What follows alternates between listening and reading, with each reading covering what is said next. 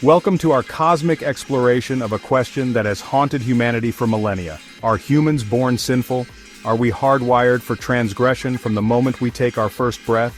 Or is the concept of sin a construct, a narrative woven into the fabric of human experience? We'll embark on a journey through the cosmos of thought, from the ancient texts of religion to the cutting edge of science, from the profound musings of philosophers to the deeply personal experiences that shape our understanding of existence. Fasten your seatbelts, fellow travelers, as we navigate this fascinating and complex terrain. Ever wondered about life's big questions? At Dialectic Diaries, we explore faith, reason, and everything in between. Subscribe now, challenge your beliefs, expand your mind.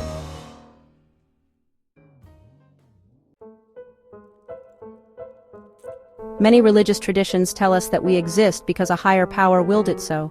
Take Christianity, for example. It posits that we are God's creation, made in His image. Hinduism speaks of the Brahman, the ultimate reality, as the source from which all beings emanate. Are we born pristine, a reflection of that divine spark, or is there something flawed, something sinful, woven into our being from the start? Now imagine existence not as a single point, but as a line, a continuous journey of the soul. This is the perspective offered by traditions like Buddhism. Buddhism suggests that we are on a path, an endless cycle of birth, death, and rebirth, striving towards enlightenment, towards nirvana. Our actions, our karma, propel us forward or hold us back on this journey. Sin, in this context, becomes less about disobeying a divine decree and more about creating obstacles on our path to liberation. It's about clinging to ego, to desire, to those things that prevent us from achieving true spiritual understanding. In Islam, life takes on the character of a test, a crucible in which our faith and actions are weighed. Our time on earth is seen as a preparation for the eternal afterlife, a proving ground where our choices determine our ultimate fate. Imagine a tightrope walker, carefully navigating the thin line between right and wrong, every step a testament to their balance and skill. This life, in the Islamic tradition, is that tightrope, and our actions are the steps we take. Sin, in this context, becomes a misstep, a deviation from the straight path, a stumble that could have eternal consequences. The existential echo our search for meaning. What if we step outside organized religion for a moment? Look at this question through existentialism. Sartre declared man is condemned to be free. We are born into a world devoid of inherent meaning. No divine script dictates our purpose. We are free to create our own meaning, but this freedom comes with a heavy burden. Chapter 5. Embracing the absurd, finding freedom in chaos. If Sartre's existentialism feels heavy, let's turn to Albert Camus. Camus argued the universe doesn't care about our search for meaning. Embracing the absurdity, we find liberation. Imagine Sisyphus, eternally pushing a boulder up a hill only to have it roll back down.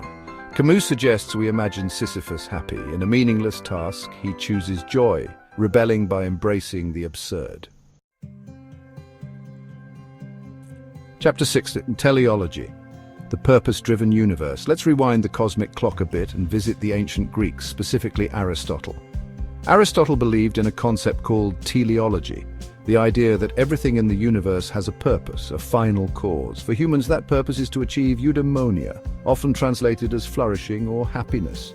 It's about living a virtuous life, fulfilling our potential as rational beings. Imagine a seed growing into a tree. The seed's purpose, its telos, is to become a tree. Similarly, our purpose, according to Aristotle, is to blossom into the best versions of ourselves.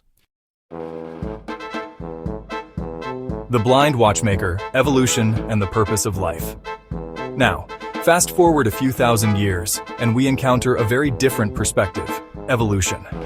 From a scientific standpoint, our existence is the result of billions of years of blind, purposeless processes. We are the product of natural selection, of random mutations and environmental pressures.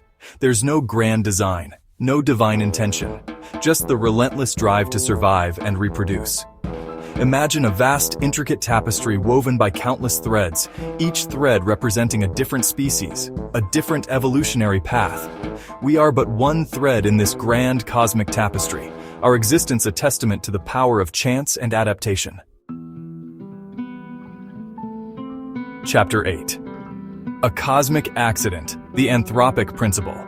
But even if we accept the scientific explanation for our existence, we are still left with a nagging question. Why? Why are we here? Why is the universe fine-tuned for life to exist at all? This is where the anthropic principle comes in. It suggests that the universe is the way it is because if it were any different, we wouldn't be here to observe it. In other words, our existence, however improbable, might just be a cosmic coincidence. Imagine winning the lottery. The odds are astronomically against you, but someone has to win, right? We might just be the lucky winners in the cosmic lottery of existence. Chapter 9. Forging Meaning, the Humanist Perspective. But even if the universe doesn't hand us a pre-packaged purpose, that doesn't mean our lives are meaningless. From a humanist perspective, we have the power, the responsibility, to create our own meaning. We find purpose in our relationships, in our creativity, in our contributions to the world. Imagine a blank canvas. We are the artists, and our lives are the brushstrokes. We have the freedom to paint our own masterpieces, to leave our mark on the world, however big or small. Some might argue that our purpose is much simpler, to be happy. This idea is rooted in ethical frameworks like hedonism and utilitarianism, which emphasize the pursuit of pleasure and the maximization of well-being. Imagine a child laughing, their face lit up with pure joy. Isn't that, in essence, what we all strive for? To experience moments of happiness, to find fulfillment in our lives, however we define it. Now, let's delve into the mystical for a moment. Some spiritual traditions, like the Advaita Vedanta school of Hindu philosophy, propose that we are all part of a single universal consciousness. Imagine a vast ocean. We are like waves on the surface, seemingly separate, yet ultimately connected to the same source.